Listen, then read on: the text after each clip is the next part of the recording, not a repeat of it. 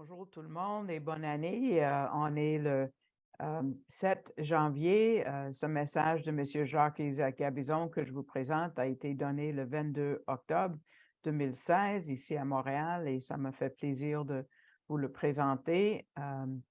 C'est un grand bonjour à tous ceux de la francophonie qui nous écoutent proche et de loin. Je suis contente que vous suiviez les enseignements. Je vous invite à écouter aussi la deuxième partie euh, um, qui va être téléchargée aussi.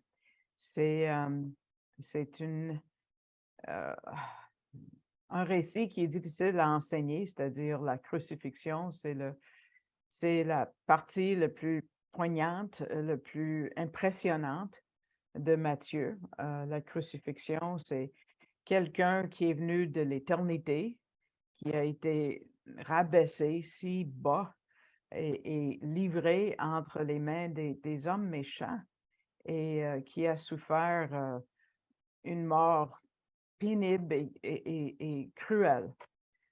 C'est très émouvant parce qu'on a déjà vu dans les autres études que tout le monde l'a déclaré innocent et on sait, mais il est puissant et il a choisi ce chemin-là. Il a choisi ça pour nos biens, notre bien. L'abus, les moqueries, les crachats, la douleur totale et absolue. C'est une histoire que chaque croyant doit vraiment passer du temps à garder, à méditer et même inclure dans son journal intime, M. Gabizon dit, parce que notre salut commence là. Et qu'est-ce que Jésus a fait, ce qu'il a enduré pour nous, pour être sauvés. Vous avez vu dans la diapo de introduction, c'est tout caractérisé par le mot amour. Amour. On voit de l'amour dans sa forme le plus complète et pure. Là, on voit le judaïsme biblique non dilué et aussi le christianisme biblique non dilué. Malheureusement, les deux sont très rares à trouver. Et là, ça manifeste le vrai caractère du grand Dieu que nous servons. Ce moment a été anticipé, même avant que le monde fût créé. Euh, Dieu savait le coût pour créer et pour nous avoir avec lui pour l'éternité. Mais combien est-ce que le Messie a souffert pour nous? Retournez avec moi à Matthieu 27. On ne va pas finir le chapitre cette fois-ci, mais le verset 26 de Matthieu 27 dit, alors Pilate leur relâcha Barabbas. Et après avoir fait battre de verge Jésus, il le livra pour être crucifié. Ouf, deux mots qu'on peut presque pas prononcer. C'est pas battre de verge, c'est battre, on va vous décrire, sûrement vous avez déjà entendu, mais fouetter et crucifier. C'est des mots qui nous étouffent et même à l'époque encore plus parce qu'ils les ont vus.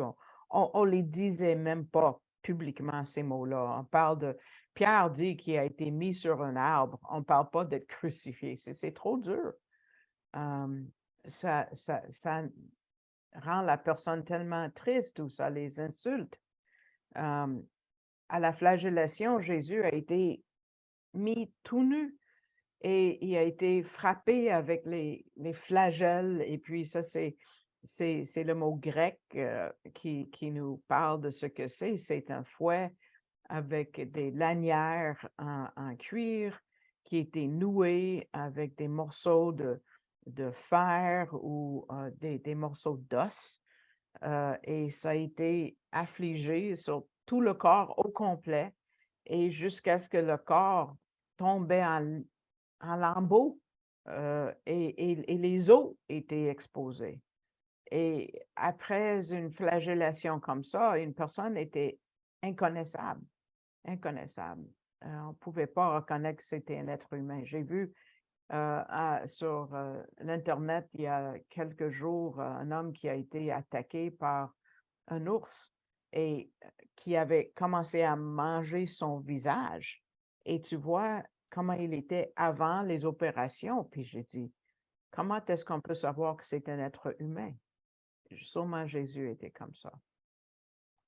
Flavius Joseph, le juif non-croyant, historien, euh, a, a été témoin de plusieurs de ces procédures et par rapport à la crucifixion, il a dit que c'est la pire, la plus cruelle qui existe. Euh, et Cicéron, le philosophe romain, l'a appelé une peine cruelle et dégoûtante. Même Domitien, qui était empereur romain, a été horrifié par elle, en tel point que c'était juste réservé aux citoyens non romains parce que ça se peut pas. Ensuite, tu vois, les soldats ont utilisé des pointes, des clous, 14 pouces de long pour clouer le Messie à l'arbre à travers les mains, les pieds. Et là, on soulevait le corps et chaque moment était extrêmement douloureux. Chaque os devient disjoint et les artères, surtout à la tête et à l'estomac, deviennent enflées avec du sang qui ils étaient surchargés. Notre Messie a tant souffert, mais ce n'est pas toute l'histoire. Parce que oui, il a enduré tout ça, mais il était en contrôle de tout ça. Il était si puissant que ses pensées étaient pour le bien-être des gens, même pour ceux qui l'avaient fouetté et l'ont crucifié. Tu ne vas pas trouver un amour plus grand que ça. On doit être impressionné par la grandeur de notre Sauveur. Chacun de ces mots était un appel au salut. Et à travers tout ça, les prophéties ont été suivies en ordre. Et on va avoir plusieurs aujourd'hui. Et les prophéties ont suivi les douleurs, mais aussi la victoire.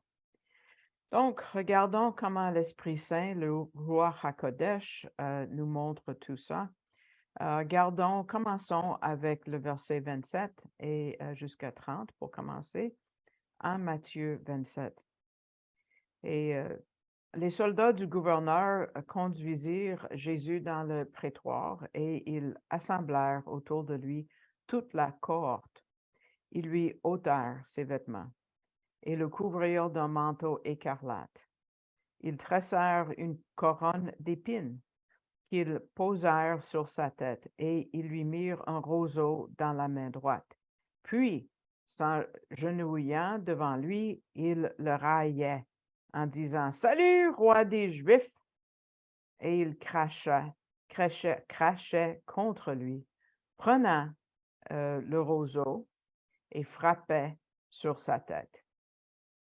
Ça, on décrit le moment de la flagellation du Messie et et là, il y avait de l'abus physique de ça, mais aussi l'abus verbal et aussi l'autre moquerie en lui mettant une robe écarlate qui était réservée au roi et un roseau comme sceptre et une couronne d'épines. Et ils se sont moqués de lui parce qu'il est le roi des Juifs.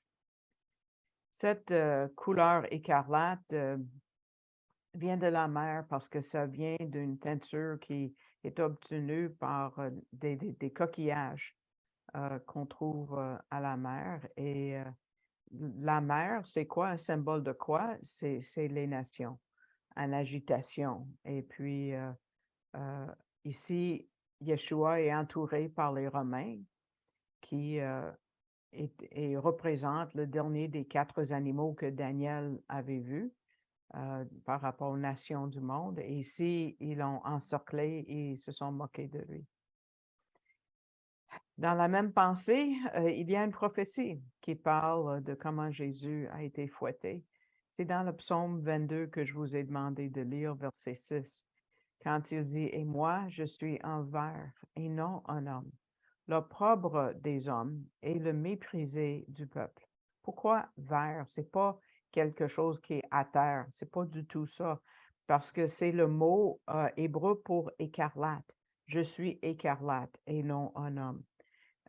C'est un mot qui est mentionné dans le livre d'Exode plus de 25 fois pour décrire des couleurs qu'on trouve dans le temple ou le tabernacle. Les voiles, les portes, euh, l'éphod du grand prêtre, la porte du tabernacle. Tout ça parlait de Jésus qui souffrait, qui prenait les souffrances de tous les sacrifices sur lui. Le mot pour vert, c'est le mot tola. Oui, aussi, c'est un vert parce qu'on a extrait la couleur, pas vert, rouge, pardon. Rouge, on a extrait la couleur rouge de ce vert-là.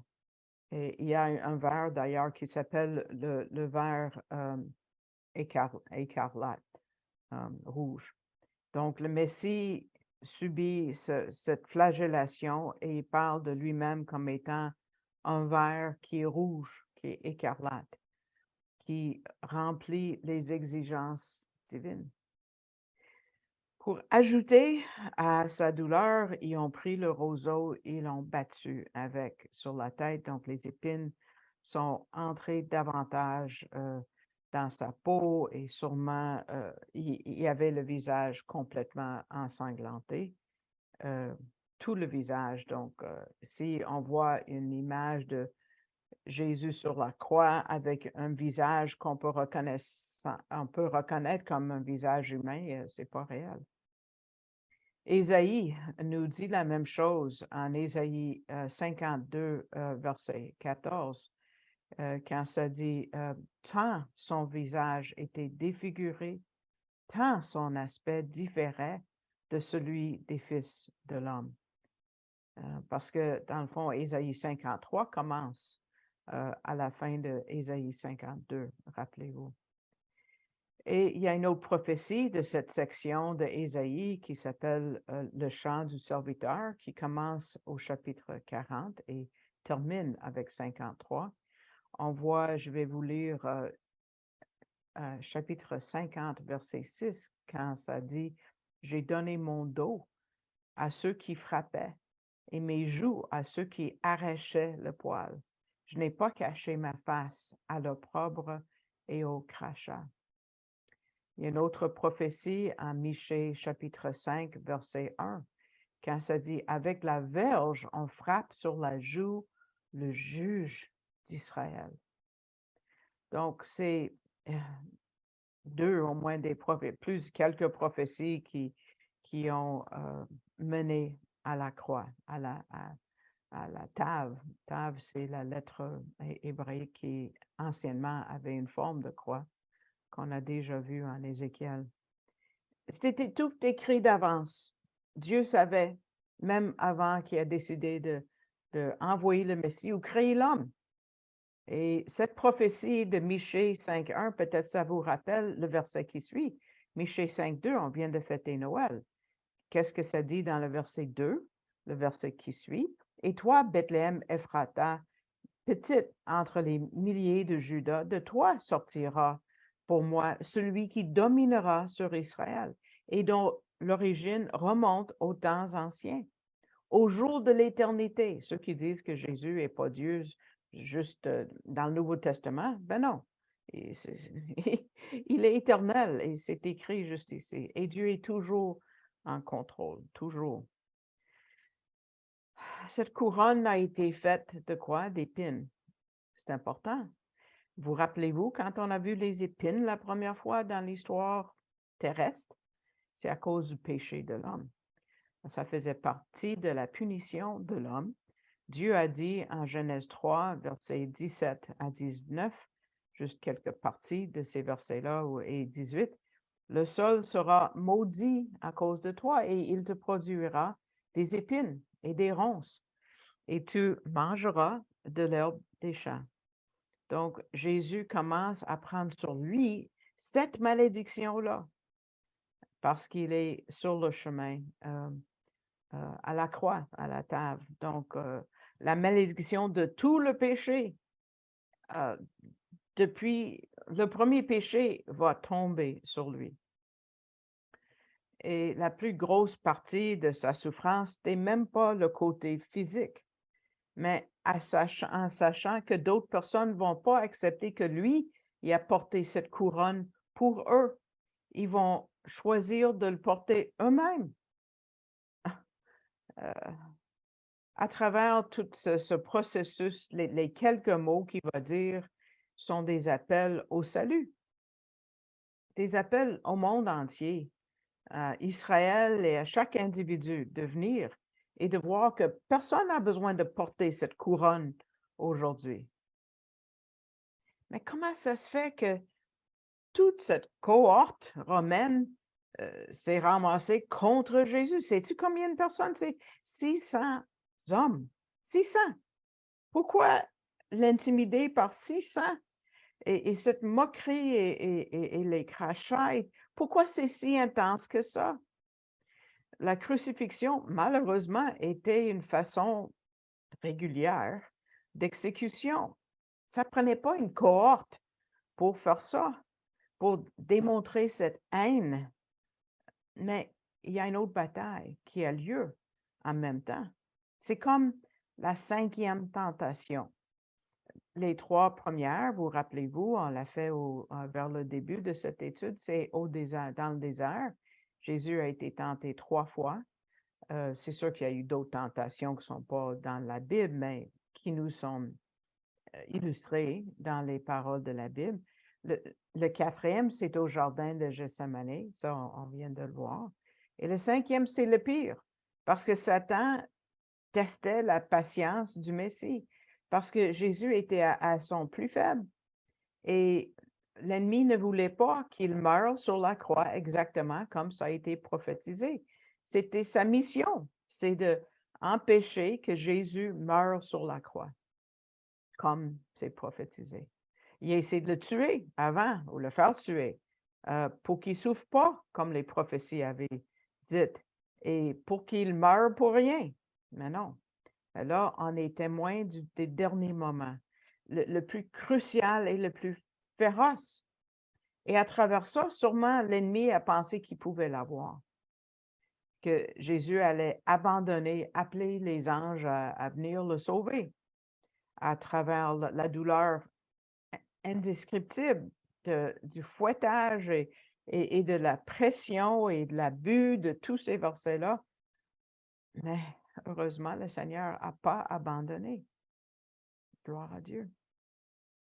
Dans le verset 31, ça dit, après s'être ainsi moqué de lui, ils lui ôtèrent le manteau, lui remirent ses vêtements et l'amenèrent pour le crucifier. Jésus a gardé son focus sur sa mission. Parce que quand ils ont enlevé la robe écarlate, sûrement, ça a été extrêmement douloureux. Ça a réouvert les blessures qui n'ont même pas eu le temps de fermer, dans le fond. Et ils l'ont rhabillé avec ses vêtements. Pourquoi? Les prophéties ont parlé de ses vêtements. Il fallait qu'il soit habillé. Jusqu'à ce point-là. Et ce maltraitement sûrement était au-delà de ce qu'il faisait aux autres. Et aussi, il faut se rappeler que l'accusé était obligé de porter une partie de sa croix et ça devait rendre Jésus encore plus faible. Et là, on arrive au verset 32, ça dit, lorsqu'ils sortirent, ils rencontrèrent un homme de Cyrène appelé Simon, et ils le forcèrent à porter la croix de Jésus. Donc, tu vois à quel point Jésus était déjà épuisé, parce que sûrement le maltraitement était horrible. D'habitude, oui, un prisonnier porte cette partie qui s'appelle patibulum, c'est latin, c'est la partie transversale de la croix. Il portait ça au lieu de la crucifixion, mais Jésus, dans son humanité, était plus capable. Et c'était aussi un genre de complot satanique pour qu'il meure avant. Mais ici, il y a un passant qu'on appelle pour l'aider pour porter cette partie-là. Il y en a qui disent que ça pesait 150 kilos. Ça, je ne sais pas, je n'ai pas vu la source de ça. Mais Simon était de Cyrène. C'est un lieu en Afrique du Nord, en Libye, qui était un centre de la diaspora juive. Et on sait que selon le livre des Actes, il y avait une synagogue là, qu'on appelait la synagogue des Libertins. Et ça, c'est Acte 6, 9. Et cet homme était sûrement parmi les Juifs qui étaient venus de partout dans le monde pour une de ces 3 fêtes de pèlerinage, évidemment la Pâque juive. Mais c'est qui cet homme? Qu'est-ce qu'il est devenu? On ne sait pas. Mais il y a des traditions. Matthieu n'en parle pas. Donc, ce silence nous parle aussi, parce qu'au milieu de cette lutte incroyable, il y a juste un passant qui aide Jésus à porter sa croix. Jésus peut-être aurait pu, sûrement, il était Dieu aussi, trouver la force pour le transporter, parce qu'il a utilisé sa puissance divine pour être sûr qu'il se rendait jusque-là. Mais ici, il a permis cette faiblesse chez lui. Donc, on a appelé cet homme de le faire, de partager dans ses souffrances. Et on va voir comment nous sommes à côté de Simon. Comment ça? Bien, d'abord, la tradition, une des traditions, disent qu'il est devenu croyant.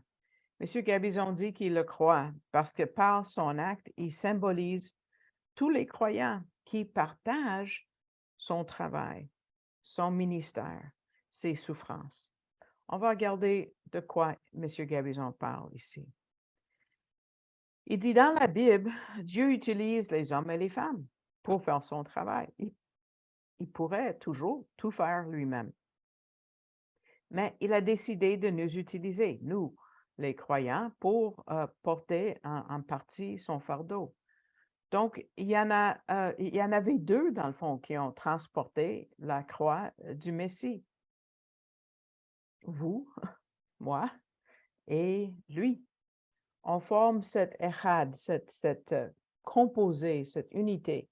Echad, c'est un mot hébreu qui veut dire une unité. La femme et l'homme deviennent une chair, une echad.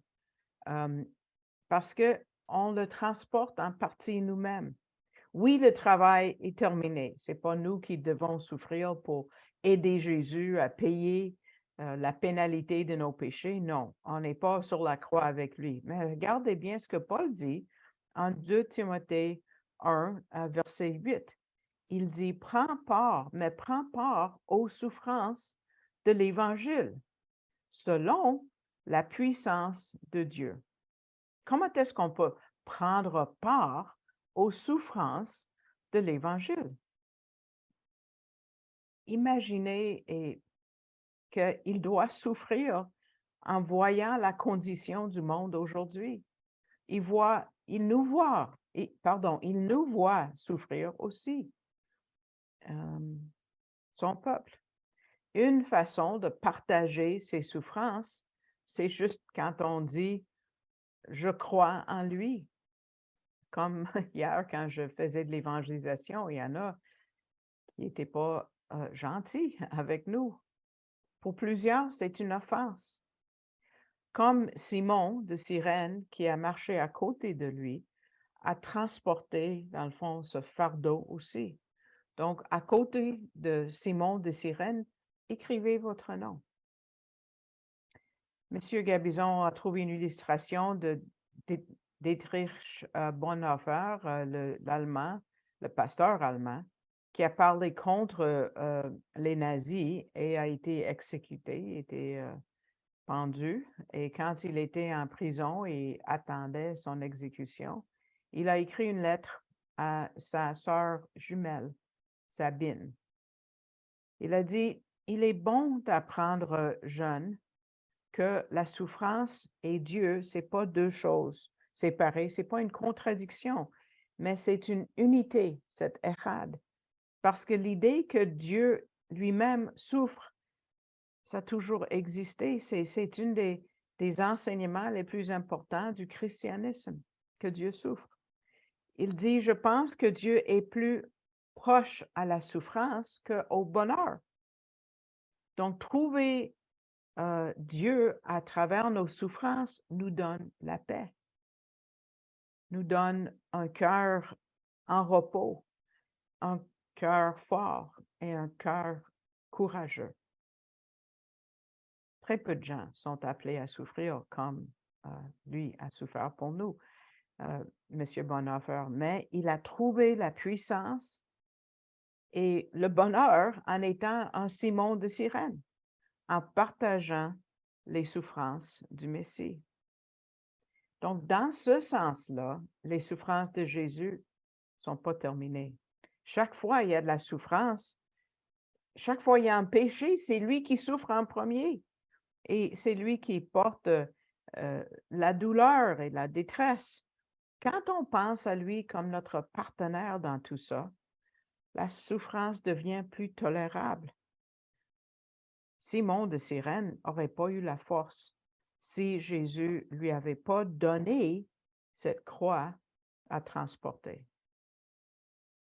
Qu'est-ce qu'on peut faire d'autre à plaire à Jésus et à porter son fardeau?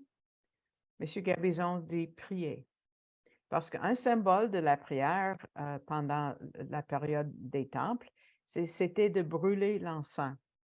Et la fumée qui sortait et qui montait, on appelait ça une odeur agréable à l'Éternel. Le mot odeur agréable, c'est un mot en hébreu, c'est nuach. On peut penser au mot Noé, ça vient de la même racine. Noé était un soulagement, qui veut dire repos. Donc, nos prières donnent un repos à Dieu. Nos prières sont symbolisées par, par l'encens qu'on brûle et deviennent une odeur agréable à l'Éternel. Une dernière chose, il dit, c'est un grand privilège de transporter la croix à côté du Messie, parce qu'il y a quelque chose de profond dans l'évangile de Jean qui dit que Jésus transportait la croix lui-même, mais Marc, Luc et Matthieu mentionnent Simon de Cyrène, parce que Jean voyait le Fils de Dieu dans ses souffrances. Et oui, dans un sens, il l'a transporté lui-même seul, parce que personne n'aurait pu faire ce qu'il a fait. Mais les autres évangiles nous donnent cette invitation de partager. Pourquoi pas profiter de cette occasion de marcher à côté de notre Seigneur? En 2 Timothée 2,12, ça dit, si nous souffrons, nous régnerons aussi avec lui. Donc, il ne faut pas passer à côté de cette occasion. Maintenant, on avance au lieu de la croix et on va voir la grandeur du Seigneur. Lisons ensemble versets 33 et 34.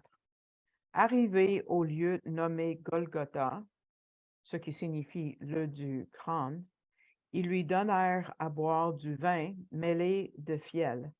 Mais quand il l'eut goûté, il ne voulut pas boire. Golgotha, c'est le lieu où il a été crucifié. C'est un mot araméen pour crâne, où nous lisons du grec le lieu du crâne. Le mot latin, c'est calvaire. Peut-être vous êtes déjà posé la question, calvaire, ça vient d'où? C'est le mot latin. Monsieur Gabizon et moi étions ensemble quand il est allé en Israël la première fois. Et il dit, je me rappelle le guide, un homme de Dieu, qui a commencé à nous dire, c'était le docteur Fruchtenbaum, qui a dit, c'était pas la vraie place de la crucifixion parce qu'on a perdu la place avec le temps. Et c'était tellement évident que c'était pas la bonne place parce que sur un rocher proche, il y avait un visage d'homme. Mais c'était tellement bien fait, c'est sûr qu'un artiste avait fait ça. Et avec, après 2000 ans, ça aurait disparu, c'est certain. Donc, M. Gabizon dit, dans le fond, je suis content qu'on ne sait pas où était Golgotha. C'est trop précieux pour avoir une image visuelle, parce que c'est tellement chargé de vérité profonde et spirituelle.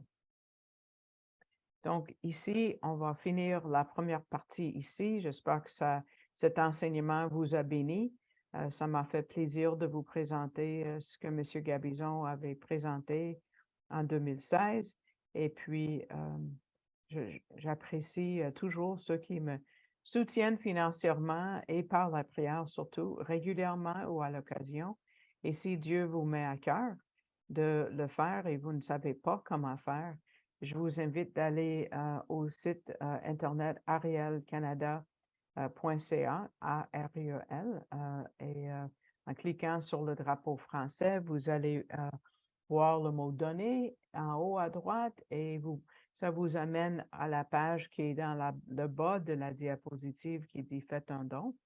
Et puis, après, ça va faire apparaître ce que vous voyez ici. Vous pouvez tirer vers le bas ce menu et trouver mon nom si c'est ça votre désir de soutenir. Et puis, vous allez pouvoir faire un don par carte de crédit. C'est très sécuritaire.